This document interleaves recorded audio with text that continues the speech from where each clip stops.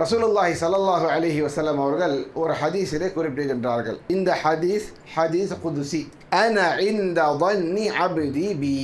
அல்லாஹ் சுப்ஹானஹு வ தஆலா குறிப்பிடுகின்றான், நான் என்னுடைய அடியான் என்னை பற்றி எப்படிப்பட்ட ஒரு அபிப்பிராயம் கொண்டுள்ளானோ அதே போல்தான் நான் அவனிடத்திலே நடந்து கொள்வேன். ஃபல் யதுன்னு பி மா ஷாஅ. அவன் என்னை பற்றி எப்படி வேணாலும் அபிப்பிராயம் கொள்ளட்டும். என்ன அர்த்தம்? ஒருத்தர் அல்லாஹ் உதவி செய்வான் என்ற நம்பிக்கையோடு வெளியேறான் சொன்னால் அல்லாஹ் அவனுக்கு உதவி செய்வான். ஒருத்தன் அல்லாஹ் இந்த காரியத்தை கபூல் செய்வான், இந்த நன்மையை கபூல் செய்வான் என்று ஒரு நல்ல காரியம் செய்தால் அல்லாஹ் அதை கபூல் செய்வான். ஒருத்தர் அல்லாஹ்விடத்திலே துவா கேட்கும்பொழுது அல்லாஹ் இந்த துவாவை ஏற்றுக்கொள்வான் என்ற நம்பிக்கையுடன் துவா கேட்டால் அந்த துவா அல்லாஹ்வால் ஏற்றுக்கொள்ளப்படும்.